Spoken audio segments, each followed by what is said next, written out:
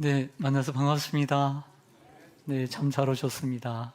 네, 오늘 우리 시온산교회 새생명 축제에 오늘 특별히 2부 예배에 오신 여러분들을 주님의 이름으로 사랑하고 축복합니다.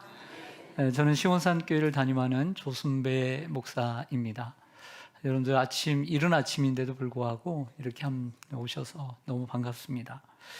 사랑하는 우리 시온산교회 성도들이 여러분들을 오늘 이 자리에 모시기 위해서 얼마나 오랫동안 눈물로 기도하고 또 마음 졸이며 오실까 안 오실까 약속은 했는데 와야 하는데 이런 마음 졸이면서 여러분들을 기다렸어요. 그래서 여러분들 오늘 오셨습니다. 그래서 여러분들은 오늘 우리의 기쁨이고 여러분들을 인도하신 분, 여러분들을 초대한 분들의 기쁨입니다. 그래서 여러분들은 충분히 VIP입니다. 네, 우리 서로 인사하겠습니다. 옆에 또 모르신 분들도 따뜻하게 환하게 인사해 주시길 바랍니다. 화나게가 아니라 환하게. 인사하겠습니다. 참 잘 오셨습니다. 만나서 반갑습니다. 축복합니다. 네, 4층에도 자문실에도. 네, 여러분들 처음이라 좀 그렇죠. 저도 여러분들한테 잘 보이려고요. 양복은 새로 안 샀고요. 네, 넥타이를 새로 샀어요. 바쁜데 쇼핑을 해서 이래서 어떻게 예쁘게 좀 보여야지 하고 넥타이를 백화점은 아니고요. 그 아울렛에서 그래도 괜찮죠? 네, 그래도 좀 여러분들에게 잘 보이려고 했습니다. 여러분들 마음 여시고 제가 좀 말을 잘 못하지만 잘 들어주셨으면 좋겠어요. 제가 그 여러 해 전에 미국에 여행을 잠시 다녀온 적이 있는데요. 그 다녀온 곳 가운데 서부의 도시 가운데 샌프란시스코라고 하는 곳을 다녀온 적이 있습니다. 그곳에 갔을 때 제게 기억에 남는 여러 곳들이 있는데 여러분들 잘 아시는 그 골든 게이트 브릿지라고 해서 번역하면 금문교라고 하는 아주 큰 다리가 항만으로 되어 있기 때문에 근데 그렇게 아름답고 화려하진 않은데 역사적이고 유서 깊은 이러한 귀한 다리를 다녀왔습니다. 또 도시가 그 샌프란시스코가 한눈에 보이는 언덕이 있다고 그래서 그 언덕에 갔거든요. 그랬더니 가이드가 그러더라고요. 여기 소매치기가 많으니까 조심하라고. 그래서 올라갔더니 정말 한 도시가 한눈에 들어왔습니다. 또 항구 도시이다 보니 항구 쪽에 상가들이 많은데 가장 유명한 피어 39번 상가에 들려 쇼핑을 하고 또 배를 타고 또 그 근처를 둘러보기도 했습니다. 그런데 이 샌프란시스코에 갔을 때 제가 가장 충격적인 장면이 하나 있었어요. 그것은 무지개의 깃발이 달려있는 거리였습니다. 겉으로는 자유와 평등의 상징인 이 무지개 깃발이 달려있는 이 아름다운 깃발처럼 보였지만 실제로는 동성애자들이 거주하는 동네라는 소리를 듣고 많이 놀랐습니다. 샌프란시스코는 미국에서 최초로 동성애자들이 살 수 있는 카스트로라고 하는 지역을 만들어준 최초의 도시입니다. 샌프란시스코는 겉으로 보기에는 아름다운 예술과 음악과 문화, 요리를 누리는 이런 세련된 사람들이 모이는 낭만의 도시이지만 미국에서 가장 높은 1인당 알코올 소비량과 미국 평균치를 상회하는 자살률을 기록하고 있는 불행한 도시라고 하는 역설의 도시로 남아 있습니다. 여러분, 그런데 오늘 성경에 보니까 이 샌프란시스코와 닮은 도시가 하나 등장합니다. 그 도시의 이름은 소돔입니다. 지금으로부터 4,000년 전 아브라함 시대 때 소돔이라는 도시가 있었는데요. 이 소돔 또한 놀랍게도 4,000년 전에 동성애가 있는 도시였습니다. 겉으로는 화려하고 풍족한 도시였지만 동성애를 하는 죄악의 도시였던 것이죠. 이때 당시 아브라함의 조카 롯이 헤어져서 롯이 들어가 살던 곳이 소돔이었는데 이 도시의 죄악이 너무 크고 사람들의 부르짖음이 커서 하나님께서 천사들을 대동해서 정말 그런가 알아보려고 가는 도중이었습니다. 소돔으로 가는 도중에 아브라함을 만난 거예요. 그래서 아브라함이 그 하나님과 천사들을 초대해서 음식을 대접하게 되었습니다. 그리고 난 후에 이제 하나님께서 일어나 소돔으로 갈 때 두 명의 천사들은 이제 소돔으로 먼저 보내고, 이제 하나님께서 이 가까운 정말 벗처럼 여기는, 친구처럼 여기는 아브라함에게 제가 소돔에 가는 이유를 말하지 않을 수가 없었어요. 그래서 소돔에 가는 이유를 이야기를 하게 되자 아브라함이 누가 생각났겠어요? 롯, 조카 롯. 그때는 아들이 없었어요. 이삭이 아직 태어나기 전이었어요. 그래서 얼마나 아들처럼 생각했겠어요. 그래서 하나님 앞에 가까이 나아가 기도하기 시작합니다. 대화하니까 기도죠. 하나님, 진심이십니까? 정말 어떻게 그 죄 없는 사람들을, 그 죄 많은 사람들과 함께 죽일 수가 있습니까? 그 죄 없는 사람들, 악한 사람들과 함께 어떻게 쓸어버릴 수가 있습니까? 소돔에 의인 50명이 있으면 그 성을 멸하시겠습니까? 그랬더니 하나님께서 의인 50명 있으면 당연히 멸하지 않지, 내가 용서해 줄 거야 라고 하니까 그 말을 들은 아브라함이 50명이 너무 많다고 생각이 된 거예요. 그래서 5명을 줄입니다. 거기에 5명이 부족하면 그래도 그 성을 용서해 주시겠어요? 그랬더니 하나님께서 산수가 빨라요. 그래서 45명이 있으면 내가 용서해 주겠다, 이렇게 말씀을 하신 거예요. 여기에 용기를 얻은 아브라함은 마치 물건을 흥정을 하듯, 하나님, 여기에서 10명, 5명, 그러면서 40명이 있으면 그래도 용서해 주시겠어요? 또 30명이 있으면 용서해 주시겠어요? 그리고 20명이 있으면 용서해 주시겠어요? 계속 끈질기게 기도를 합니다. 그리고 급기야 의인 10명이 있어도 용서해 주시겠어요? 라고 하자 하나님께서 용서해 주신다고 약속을 하신 거예요. 그래서 하나님께 드린 그 아브라함의 기도가 조금 뻔뻔해 보이지만 다 이유가 있었습니다. 그것은 소돔에 살고 있는 사랑하는 조카 롯을 구원하기 위해서였습니다. 사랑하는 여러분, 여러분을 오늘 이곳에 모시기 위해서 우리 성도들이 아브라함처럼 여러분들을 위해서 간절히, 끈질기게, 그리고 뻔뻔하게 기도했다는 사실을 아시나요? 여러분들을 위해서 얼마나 간절히, 그리고 아브라함처럼 뻔뻔하게 기도를 했답니다. 여러분, 질문 하나 드리겠습니다. 아브라함의 기도는 응답되었을까요? 응답되었을까요? 네, 소돔과 고모라는 멸망을 당하게 되죠. 의인 10명이 없어서 소돔은 멸망을 하게 됩니다. 하지만 조카 롯과 그의 가족은 구원을 받게 됩니다. 무언가 맞지 않는 결론이죠. 하나님의 약속대로라면 아브라함의 조카 롯과 그의 가족도 함께 멸망했어야 합니다. 그런데 롯과 그의 가족은 생존했습니다. 그 이유를 창세기 19장 29절에 이렇게 말합니다. 화면에 다 준비했습니다. 하나님이 그 지역의 성을 멸하실 때에, 곧 롯이 거주하는 성을 엎으실 때에 하나님이 아브라함을 생각하사 롯을 그 엎으시는 중에서 내보내셨더라. 아멘. 노란 글씨 뭐라고 써 있어요? 하나님이 아브라함을 생각하사. 롯을, 그의 가족을 구원한 이유는 단 한 가지예요. 아브라함 때문이에요. 아브라함을 생각하사. 아브라함이 뭘 생각했을까요? 기도를 생각해서.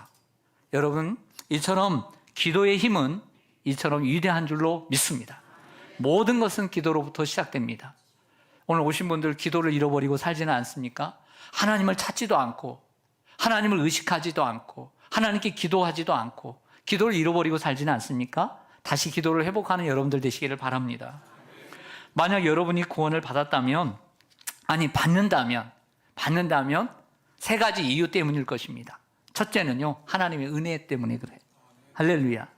네, 그 두 번째는요, 아브라함처럼 여러분들을 위해서 기도한 분 덕분이에요. 할렐루야. 아브라함을 생각해서 롯을 구원해 주신 것처럼 여러분들을 위해서 기도해 주신 분 덕분이에요. 세 번째는요, 오늘 2025년 10월 19일 여러분들을 초대하고 손을 붙잡고 여러분들을 학수고대하며 기다려준 여러분들을 초대하신 분 덕분인 줄 아세요. 할렐루야. 농담인 것 같죠? 그렇지 않아요. 나중에 깨닫게 될 것입니다.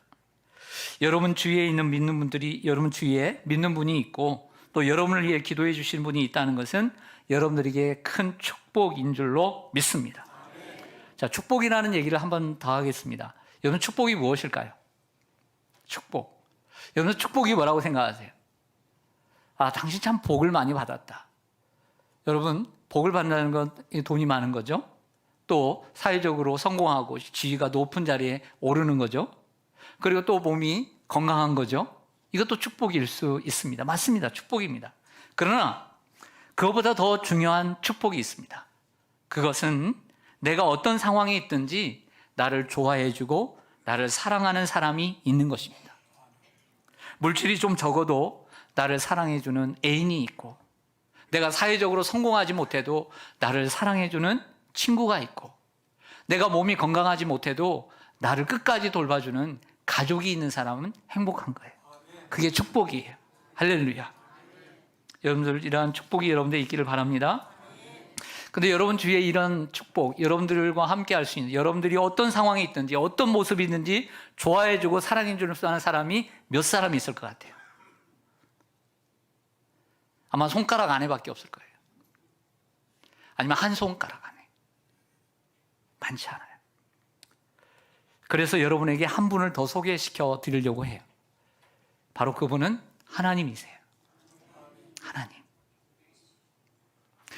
창세기 1장 1절 화면을 좀 보실까요? 현대어 성경으로 보니까 뭐가 빠졌습니다. 예, 태초에 하나님이 하늘과 땅을 창조하셨다. 태초에 하나님이 하늘과 땅을 창조하셨다. 라고 되어 있습니다. 하나님은 이 세상이 만들어지기 전에 존재하셨고 하늘과 땅을 창조하셨습니다. 그래서 우리는 그 하나님을 창조주 하나님이라고 불러요. 따라서 하겠습니다. 창조주 하나님. 그 창조주 하나님께서는 그분의 형상과 그분의 모양을 따라 우리 사람을 만들어 주셨습니다.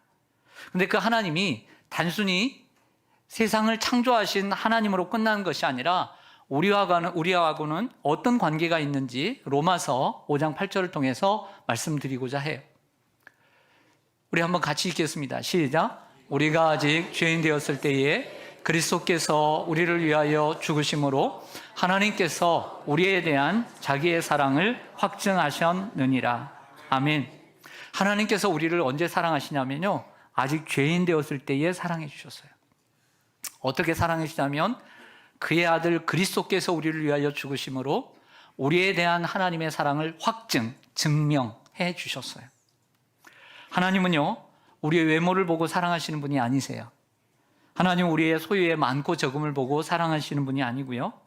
하나님은 우리의 지식, 너 똑똑하구나, 내가 사랑해 줄게, 이렇게 사랑해 주신 분이 아니에요. 하나님, 우리가 사회적 지위를 보고 사랑해 주신 분도 아닙니다. 여러분 생각해 보세요. 저도 아들 둘이 있는데 아들 둘이, 얘는 똑똑하니까 내가 사랑하고 얘는 잘 나가니까 사랑하겠습니까? 그렇지 않습니다. 비록 부족하고 못나고 아파도 사랑하는 거죠. 하나님은 모든 것을 가지고 계신 분이세요. 이 세상에서 좀 잘 살고 못 살고 건강하고 아프고 그러지만 하나님은 모든 자녀들을 사랑하시는 분이십니다. 그래서 하나님은 어떤 분이냐? 사랑의 하나님이세요. 창조주 하나님인 동시에 사랑의 하나님인 줄 믿으시길 바랍니다. 우리가 죄인이어도 사랑해 주시는 분이십니다. 세상에서 실패했어도, 내가 불행하게 느껴져도, 몸이 아파도 사랑해 주시는 분입니다. 그런 하나님을 모시고 살 때 그것이 축복인 줄로 믿습니다. 간절히 바라기는 오늘 교회에 올라오신 여러분들 모두, 오늘 VIP 여러분들 모두가 하나님을 앞에 모시고 곁에 모시고 함께 모시고 살기를 바랍니다. 그럴 때 진정한 행복을 누릴 수 있습니다. 우리 교회 안에서 부르는 찬양 가운데 설교를 준비하면서 이 찬양이 생각이 났어요. 어떤 찬양이냐면 그럼에도 불구하고라고 하는 찬양인데요. 그 후렴 부분에 이런 가사가 있습니다. 네, 그럼에도 불구하고 날 사랑하시는 내 하나님의 사랑은 나의 모든 걸 덮고, 보세요. 내가 어떤 상황에 있든지 그럼에도 불구하고, 내가 아프든지 내가 실패했어도, 내가 사회적으로 지위가 높지 않아도 날 사랑하시는 내 하나님의 그 사랑이 나의 모든 걸 덮어버려요. 그럼에도 불구하고 날 안아주시는 내 하나님을 부를 때 하나님은 나의 아버지가 되시는 줄로 믿습니다. 우리 한번 반주에 맞춰서 한번 불러볼 테니까 여러분도 한번 불러보세요.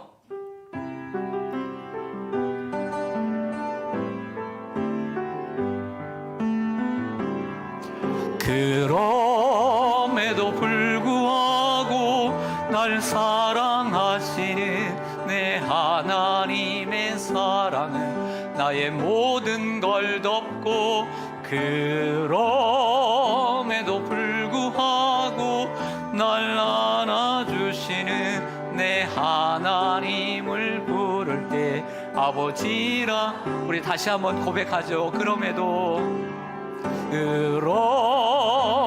불구하고 날 사랑하시는 내 하나님의 사랑은 나의 모든 걸 덮고, 그럼에도 불구하고 날 안아주시는 내 하나님을 부를 때 아버지라 부르죠.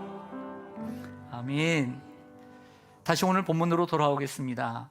이제 하나님과 아브라함의 기도가 끝났습니다. 그리고 두 명의 천사는 소돔으로 갔다고 했죠. 소돔으로 간 두 천사가 롯을 만나게 됩니다. 그리고 롯은 그 두 천사를 자기의 집으로 모시고 저녁을 대접하고 잠을 자기 위해서 준비를 하는 가운데, 소돔의 남자들이 젊은이 노인 할 것 없이 사방에서 몰려와서 롯의 집을 에워쌉니다. 그리고 고함을 지르면서 이렇게 말합니다. 롯! 당신의 집에 들어간 사람들이 어디 있어? 그들을 데리고 나오시오. 우리가 재미 좀 봐야겠어. 여기서 재미 좀 봐야겠다는 말은 남자들끼리 성관계를 하겠다라고 하는 것입니다. 롯이 아무리 부탁하고 회유해도 소돔의 남자들은 롯의 말을 듣지 않았고 그 천사들을 꺼내달라고 얘기합니다. 그리고 또 문을 부수려고 합니다. 이에 천사들은 하나님의 능력으로 그 사람들의 눈을 멀게 합니다. 천사들은 이 사건을 통해 그렇구나, 하나님께 들린 이 부르짖음이 사실이구나, 이 소돔이 얼마나 타락했는지를 알게 됩니다. 그리고 임박한 하나님의 진노를 감지한 천사들은 롯에게 이렇게 말합니다. 화면을 보시죠. 그 사람들이 롯에게 이르되 이 외에 내게 속한 자가 또 있느냐? 내 사유나 자녀나 성중에 내게 속한 자들을 다 성 밖으로 이끌어내라. 천사들은 소돔의 의인 10명이 없어서 멸망할 것을 알았지만 롯의 가족을 구원하고 싶었습니다. 이것이 하나님 아버지의 마음입니다. 여리고가 무너질 때에도 라합과 그의 가족이 구원을 받았습니다. 이와 같이 하나님은 먼저 하나님을 믿는 사람들의 뿐만 아니라 그가 사랑하는 가족과 그리고 친척과 그리고 조카와 고모와 이모와 그리고 며느리와 그리고 자녀와 손주를 하나님은 구원하기를 원하세요. 그래서 사도행전 16장 31절에 이렇게 말합니다. 주 예수를 믿으라. 그리하면 너와 내 집이 구원을 받으리라. 할렐루야. 따라서 하겠습니다. 주 예수를 믿으라. 그리하면 너와 내 집이 구원을 받으리라. 이러한 역사가 여러분들 가운데 있기를 소망합니다. 그런데요, 여기서 아주 인상적이면서도 가슴 아픈 이야기가 등장합니다. 보시죠. 롯이 나가서 그 딸들과 결혼할 사위들에게 말하여 이르기를, 아직 결혼 안 했어요. 예비 사위들에게 갔습니다. 여호와께서 이 성을 멸하실 터이니 너희는 일어나 이곳에서 떠나라 하되 그 사위들은 무엇으로 여겼더라? 농담으로 여겼더라 라고 했습니다. 여러분, 농담으로 여겼습니다. 농담이란 이렇게 찾아보니까 실없이 장난으로 하는 말을 가리킵니다. 영어로 보니까 조크. 어떤 사람이 얘기를 하면 아니 조크야 이렇게 얘기하는 거죠. 농담으로 여긴 거예요. 뭐 멸망을 하겠어. 이렇게 잘 살고 있는데, 이렇게 재밌는데 무슨 말 같지 않은 소리라. 제가 어제 잠깐 집에 들어왔는데 7시 45분에 저희는 이제 문을 열어놓고 이제 있었는데 전쟁 난 줄 알았어요. 전쟁 난 줄 알았어요. 그래서 다 저 식구들이 나와서 문을 열어보니까 저쪽이 훤해요. 왜 그러냐? 이거 전쟁 났나 보다. 폭죽 소리도 같기도 하고. 그래서 제가 구청까지 전화를 했다니까요. 너무 놀래가지고 전쟁 난 줄 알고 안 받더라고요. 그래서 집사람이 문자를 보니까 왔어요. 요즘 축제한다더라 보니까 7시 45분부터 5분 동안 폭죽이 터뜨려지니까 놀라지 마십시오. 문자가 와서 안심을 했어요. 와, 이 폭죽 소리에도 이렇게 놀라는데, 여러분, 우리가 아무 일도 없을 것 같지만 전쟁이 나거나 이상한 일이 생기면 이제 좀 두려운 거예요. 그래서 사람들은 농담으로 여긴 거죠. 여러분, 지금으로부터 80년 전 일본 히로시마 상공에 재빠른 비행기 편대가 나타나 수없이 많은 전단을 하늘에 날리고 뿌리고 사라졌습니다. 온 시민들은 갑자기 뿌려진 그 종이 쪽지를 읽기 시작했습니다. 뭐라고 되어 있냐면, 히로시마 시민에게 경고한다. 모든 시민은 8월 6일 오전 9시까지 50리 밖으로 대피하라. 이런 내용이었어요. 시민들은 영문 모를 그 경고장을 들고 나름대로 수군거리기 시작했습니다. 이건 겁주려고 하는 거야. 아니, 무슨 일이 있겠어? 설마 그때 가봐야 알지 하면서 평소대로 직장에 나가고, 그리고 자녀들을 양육하고, 그리고 나름대로 자기 할 일을 하게 되었습니다. 그러나 그중 몇몇 소수의 무리는 급히 가산을 정리하고 가족과 함께 정든 히로시마를 떠나 50리 밖으로 대피했습니다. 드디어 1945년 8월 6일 아침 9시가 되었습니다. 아침에 서쪽에서 그 태평양에서 날아온 비행기는 상공을 두어 번 선회하더니 조그만 물체 하나를 떨어뜨렸습니다. 그때 이 물체, 핵폭탄이었습니다. 그 핵폭탄의 이름을 붙였죠. 리틀 보이. 떨어뜨리고 사라져버렸습니다. 잠시 후 폭음과 함께 죽음의 구름은 온 도시를 덮었고, 마지막 시간까지 경고를 받아들이지 않았던 이러한 불씨는 엄청난 결과를 가져왔습니다. 순식간에 시민 30만 명의 생명과 재산이 잿더미가 되고 만 것입니다. 여러분, 이 얼마나 안타까운 일입니까? 그러나 비록 원자폭탄의 위력은 잘 알지 못했지만 그 종이 쪽지의 경고를 받아들인 소수의 무리들은 생명을 보존할 수 있었던 것이죠. 사랑하는 여러분, 그런데 오늘 여기 미 공군의 경위보다, 이 경고보다 더 무서운 경고가 있습니다. 그것은 어미하신 하나님의 경고입니다. 화면을 보시죠. 옛 세상을 용서하지 아니하시고 오직 의를 전파하는 노아와 그 7 식구를 보존하시고 경건하지 아니한 자들의 세상에 홍수를 내리셨으며 소돔과 고모라 성을 멸망하기로 정하여 재가 되게 하사 후세에 경건하지 아니할 자들에게 본을 삼으셨으며. 아멘. 사실 노아 때도 사람들이 하나님의 경고를 받았습니다. 노아는 8 식구와 함께 노아와 함께 그 산 꼭대기에 축구장보다 더 큰 3층짜리 방주를 지었습니다. 잠수함 같은. 사람들은 놀랬죠. 아니, 저 해안가에 배를 지어야지. 어떻게 저 꼭대기에 배를 짓나? 다들 이렇게 된 가정이구나 생각을 했겠죠. 그러나 선포했습니다. 경고했습니다. 하나님께서 이 세상의 죄악을 보시고 물로 멸망시키기로 했습니다. 다 같이 방주로 오십시오. 사람들은 농담으로 여겼습니다. 설마 그런 일이 있겠어? 그러나 40일 동안 비가 내렸습니다. 그리고 노아의 가족만 살았습니다.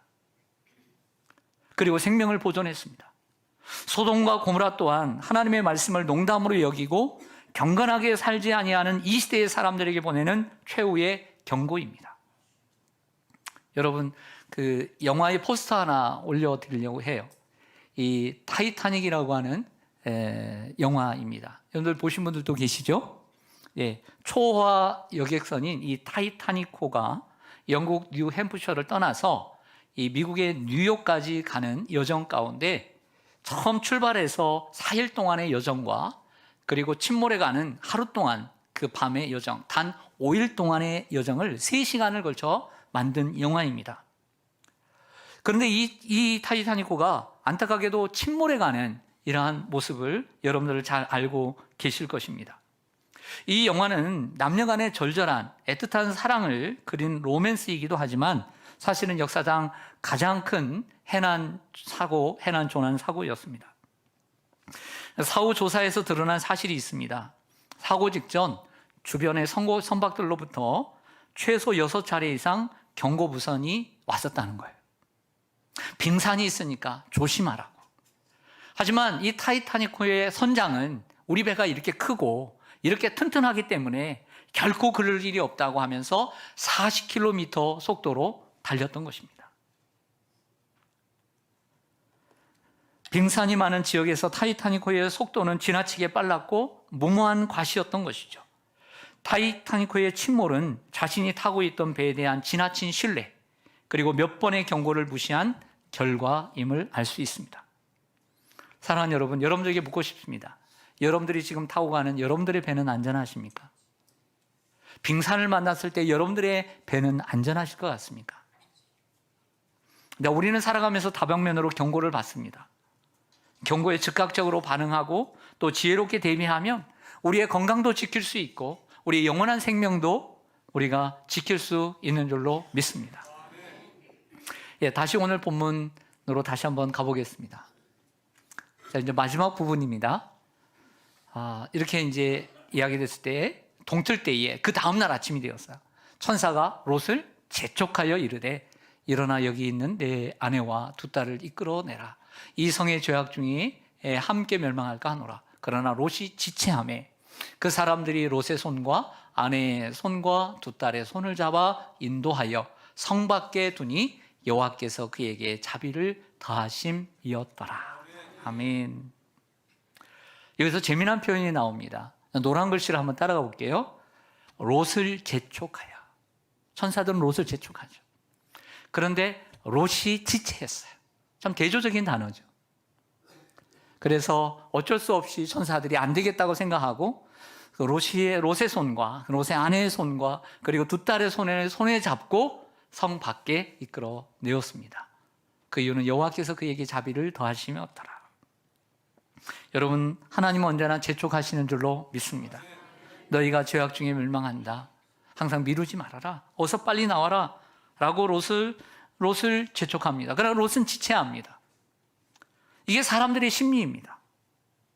그러나 천사들이 그들의 손을 붙잡고 나오지 않았다면 그들은 살지 않았을 것입니다. 저는 오늘 여러분들 인도한 분들은 오늘 천사들처럼 마음이 급하다고 생각해요. 너무 급해 지금. 여러분들 인도하신 분들 너무 급해 지금. 너무 급해. 또 급해. 더 급해. 근데 오신 분들은 어쩌면 그냥 그래. 그냥 그래. 다음에 내일 또 미루죠. 창세기 19장 17절을 좀 보실까요? 같이 한번 여러분들이 한번 읽어주시기 바랍니다. 시작.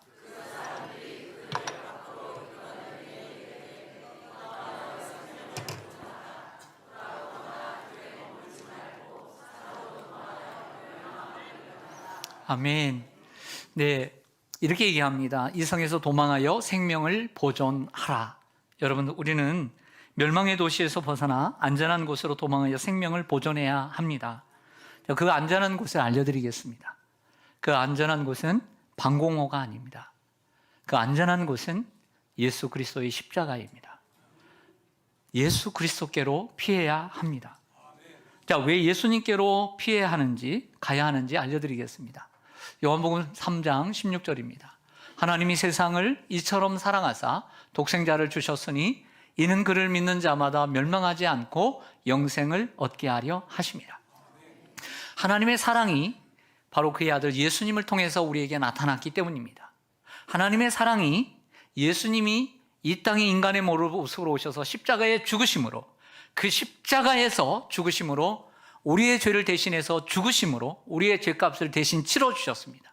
이것을 믿음으로써 구원을 얻는 것입니다.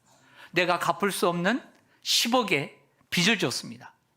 그런데 나의 부모님이 10억을 갚아주었습니다. 그것을 믿으면 나에게 빚이 없는 것입니다. 그런데 10억을 갚아줬다고 얘기를 하는데도 자녀가 믿지 않습니다. 이것은 나에게 여전히 빚이 있는 것입니다. 복음이란 무엇이냐면 2000년 전에 예수님께서 하나님의 아들이신 예수님이 이 땅에 인간의 모습으로 오셔서 우리가 져야 될 인간의 모든 죄의 짐을 예수님이 대신 지시고 갚아주셨다. 그것을 믿으면 우리는 죄의 빚이 없는 거예요. 그래서 죄의 삭신 사망에서 구원을 받는 줄 믿습니다. 그런데 그것을 믿지 않아요. 믿지 않으면 여전히 죄가 있는 겁니다. 이러한 사실과 같은 거죠. 오늘 여러분은 하나님의 경고를 받았습니다. 오늘 내가 어렵게 시간을 내고 교회에 왔는데 시온산 교회 왔더니 저 목사가 하는 말이 맨날 경고만 하고 경고만 하고 왔다고 이렇게 생각하실 텐데, 이 하나님의 경고는 여러분을 멸망시키기 위해서 겁을 주는 소리가 아니라 하나님께서 여러분들을 사랑하고 여러분들을 구원하자고 하고자 하는 하나님의 사랑의 표현인 줄로 믿으시기 바랍니다. 그러므로 저는 여러분들이 이 경고를 가벼이 여기거나 좀 웃음으로 넘기거나 혹은 농담으로 조크로 여기지 않기를 소망합니다. 그리고 한 가지 더 바라기는 더 이상 지체하지 말고 지금 곧 예수님께로 나오시기를 바랍니다. 제가 이제 마지막으로 경험한 이야기를 하나 해드리고 오늘 설교를 마치려고 합니다. 교회에서는 이러한 것을, 자신이 경험한 것을 간증이라고 해요. 오늘 앞에 계신 분들 고개가 아프시죠? 그래서 잘 봐주시면 고맙겠습니다. 우리 남자분들 군대들 다 다녀오셨죠? 근데 제가 이 간증을 자주 안 하려고 해요. 안 하려고 하는데, 근데 특별히 오늘 여러분들을 위해서 오늘 제가 꺼내고 싶지 않은 과거를 꺼내고 한번 정리를 해보았습니다. 지금으로부터 33년 전 1992년 6월 18일에 저는 군에서 전역을 하게 되었습니다. 그 군대에 가기 전에 저는 신학을 하고 있었고, 그리고 서울에서 경상북도 영양이라고 하는 고추 농사만 짓는 아주 시골 교회에 어떻게 알게 되어서 그곳에 자주 내려가서 봉사를 하고 있었어요. 그래서 전역을 하니까 얼마나 기분이 좋습니까? 그래서 찾아갈 때를 찾아가는데 그곳에 인사차 제가 그 시골 교회를 방문하게 되었습니다. 근데 저는 그때 신학교를 휴학하고 있었고, 내년 3월에는 이제 3학년으로 복학을 해야 하는데 저에게는 큰 고민이 있었어요. 더 좀 돈을 벌고 싶은 생각이 드는 거예요. 사회에서 성공하고 싶은 생각이 드는 거예요. 그래서 내가 주의 종의 길을, 신학을 할까 말까 하는 깊은 고뇌와 고민에 빠지게 되었습니다. 그런 저에게 그 교회 목사님은 그 시골 교회를 젊은 저에게 맡아달라는 거예요. 황당하죠. 지금 신학을 할까 말까 하고 돈을 좀 벌까 생각 중인데, 그래서 제가 자격이 있다고 생각했겠어요. 자격도 없고, 그래서 정중하게 거절할 수밖에 없었습니다. 아마 그 교회 목사님은 시골 교회 집으로 돼 있었거든요. 제가 군대 가기 전에는 그 집에서 예배를 드렸는데 보니까 과수원 안에 땅을 사가지고 교회를 멋있게 지어놓은 거예요. 근데 그 목사님 생각은 아마 다른 교회로 갈 생각이 있었던 것 같아요. 며칠 그곳에 거하다가 7월 10일 경북 영양에서 서울로 올라가는 버스를 타게 되었습니다. 진보와 그리고 청송 몇몇 정거장을 거치면서 승객들을 태운 이 버스는 국도를 따라, 이 2차선 국도를 따라 서울로 올라가게 되었죠. 저는 그때 어디에 탔냐면 운전석 그 뒤쪽에 한 그 중간 정도, 그리고 통로 안쪽에 저는 자리를 잡았습니다. 그리고 제 옆에 창가 쪽에는 눈앞볼로 보이는 여자분이 창가에 앉아 있었어요. 서울에서 직장을 다니다가 이제 잠시 시간을 내서 고향에 계신 부모님을 뵙고 간다고 했던 것 같아요. 제 기억으로는. 근데 그때 저는 몇 마디를 나누고 예수를 믿느냐고 질문을 던졌죠. 사실 이것도 사실은 고민했어요. 이게 복음 전도를 해야 되나 말아야 되나. 네 꼬라지를 봐라 하면서 제 양심의 소리가 그랬어요. 네가 지금 돈을 벌어야 되냐 신학을 해야 되느냐. 근데 그래도 물었죠. 그랬더니 예수를 안 믿더라고요. 그래도 내가 그래도 예수를 믿어야 된다고 잠시 이야기를 하고 정적이 흘렀습니다. 시간이 좀 지났습니다. 점점 날이 이제 더워졌어요. 7월 10일이니까 좀 여름이죠. 더워졌고 제가 앉는 방향 쪽으로 햇볕이 이제 동쪽에서 서쪽으로 가면서 들기 시작했어요.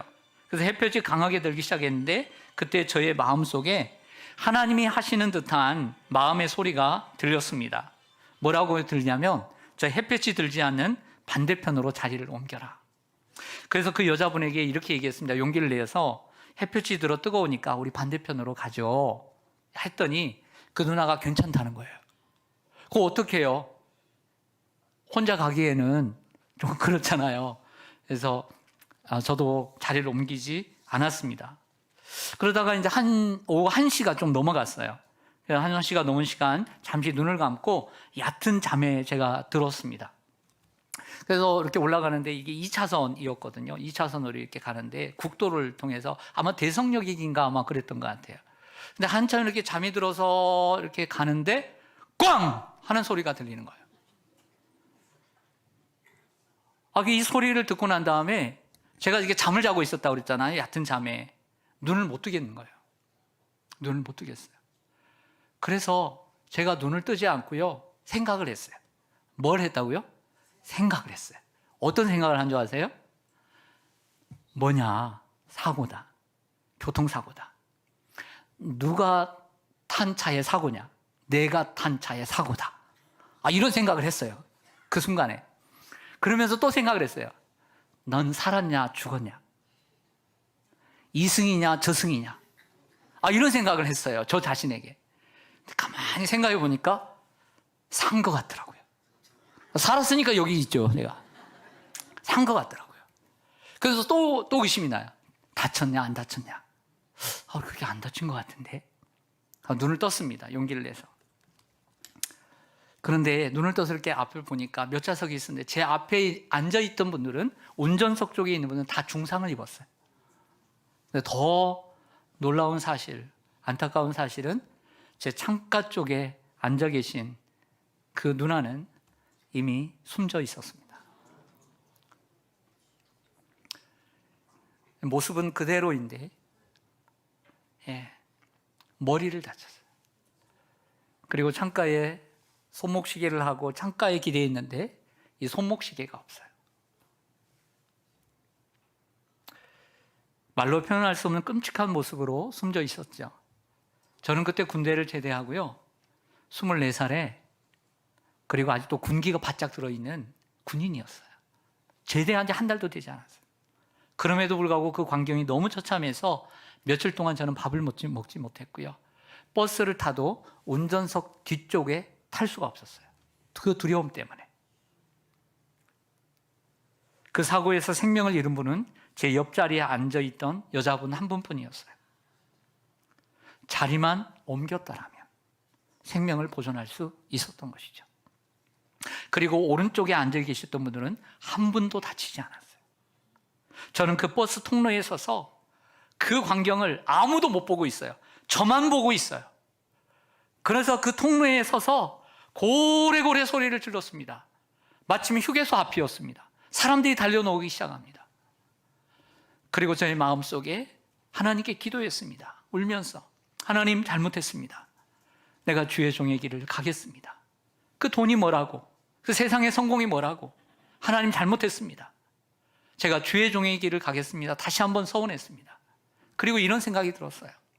나중에는 후에 생각했습니다. 나 때문에 이 소중한 생명을 하나님께서 데려가신 것은 아닌가. 내가 이 자리에서 정말 강권에서 이 오른쪽으로 자리만 옮겼더라면 이 사람을 살릴 수 있었는데, 이런 생각이 들었어요. 사랑하는 여러분, 저는 이렇게 해서 새로운 인생을 살게 되었습니다. 그리고 덤으로 사는 인생이 되었습니다. 그리고 주의 종이 되어 여기까지 왔습니다. 사랑하는 VIP 여러분, 이 세상에서 가장 귀한 것이 무엇일까요? 정말 오늘 이 말씀 드리고 싶어요. 이 세상에서 가장 귀한 것은 무엇일까요? 그것은 생명입니다. 여러분들의 생명이에요. 돈 중요하죠. 성공 중요하죠. 출세 중요하고, 그리고 건강 중요합니다. 하지만 그것보다 더 정말 중요한 것, 우리의 생명입니다. 아무리 돈이 좋고 성공이 좋고 쾌락이 좋아도 생명보다 귀한 것은 없습니다. 하나님 말씀 보시죠. 누가복음 12장 19절 20절에 보면 어떤 사람이 자신에게 얘기합니다. 내가 내 영혼에게 이르되, 영혼아, 여러 해 쓸 것을 많이 쌓아두었으니 평안히 쉬고 먹고 마시며 해피하게 즐거워하자 하리라 하되. 그런데 하나님 말씀하세요. 어리석은 자여, 오늘 밤에 내 영혼을 도로 찾으리니 그러면 내 준비한 것이 누구의 것이 되겠느냐. 저는 수많은 사람들을 장례해 봤어요. 그 쌓아둔 모든 것, 그 사람이 가지고 가지 않아요. 우리가 살면 얼마나 더 살 수 있겠습니까? 40년, 50년? 가까이는 10년, 20년, 몇 년? 모릅니다. 제가 과거의 아픈 기억을 떠올려 간증을 한 이유가 있습니다. 오늘 오신 분들을 위해서입니다. 여러분에게 많은 변화를 요구하지 않습니다. 저는 많은 변화를 요구하지 않겠습니다. 지금처럼 똑같이 사십시오. 출근하시고 가족과 함께 즐겁게 자녀들과 함께 열심히 사십시오. 여러분의 루틴을 크게 바꾸지 마십시오. 그러나 단 하나 요청하겠습니다. 자리만 옮기십시오. 그 자리가 죽음의 자리에서 생명의 자리가 될 것입니다. 심판의 자리에서 구원의 자리가 될 것입니다. 자리를 옮긴다는 것이 영적으로 무엇인지 말씀드리겠습니다. 요한복음 5장 24절에 이것은 화면에 나오지 않습니다. 예수님 말씀하십니다. 내가 진실로 진실로 너희에게 이르노니 내 말을 듣고 나 보내신 자 하나님을 믿는 자는 영생을 얻었고 심판에 이르지 아니하나니 사망에서 생명으로 옮겼느니라. 결국 자리를 옮기는 것은 무엇이냐? 예수님의 말씀을 듣고 그를 보내신 하나님을 믿는 것. 하나님을 믿고 우리의 죄의 문제를 해결해 주시고 영원한 생명을 주시기 위해서 보내주신 예수님을 믿는 것. 이것이 자리를 옮기는 거예요. 간단합니다. 삶의 패턴을 많이 바꾸려고 하지 마세요. 여러분, 저도 한 7, 8년 동안 쉬었던 배드민턴을 다시 시작했습니다. 안 되겠더라고요. 마치 여기 동호회 회장님이 우리 목사님이시라 겸사겸사 다니게 됐는데 자주는 못 나가지만 나갑니다. 여러분들 우리 교회에 여러분들 시간 내어서 오늘 오신 것처럼 나오십시오. 나오세요. 이것이 자리를 옮기는 것입니다. 자리를 옮겨서 천국 가는 티켓을 따시기를 바랍니다. 버스 왼쪽에 타신 분들은 모두 다쳤습니다. 그런데 오른쪽에 타신 분들은 한 사람도 다치지 않았습니다. 자리를 옮기십시오. 지금의 삶을 살아가실 때 일주일에 한 번 교회로 오셔서 하나님을 예배하고 그리고 그분을 의지하고 살아가시기를 바랍니다. 여러분들 오늘 인도하신 분들 정말 오랫동안 눈물로 기도하고요. 마음 졸이며 오늘 기다렸습니다. 참 잘 오셨습니다. 근데 그분의 입장에서 한번 생각해 보죠. 여러분들 얼마나 사랑하시면 했을까? 아쉬운 소리 하면서. 근데 나중에 우리가 죽어서 천국에, 지옥에 가서 한번 생각해 보십시다. 천국에 가신 분들은 그럴 거예요. 오늘 오신 분들 가운데 생각하기를. 갑자기 여러분들 인도한 분을 바라보면서 야, 고마워. 그때 시온산교회 새생명주 때 인도해서 내가 그때부터 교회 다니기 시작했잖아. 내가 그 전에 다른 일 때문에 교회 쉬었잖아. 하나님 멀리 했잖아.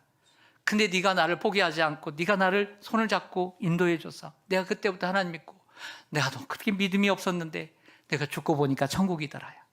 너무 고마워. 또 지옥에 가신 분이 이렇게 생각하실 것입니다. 그 지옥에 가신 분이 생각하기를 그때 새생명주 때 내가 가긴 갔는데 그냥 어쩔 수 없이 내가 갔어. 근데 그 목사님이 계속 나오라고 자리를 옮기라고, 자리를 옮기면 산다고, 자리를 옮기면 산다고, 자리를 옮기면 산다고, 왼쪽에서 오른쪽으로 자리를 옮기면 산다고 했는데 내가 차일피일 미루다가 안 옮겼어.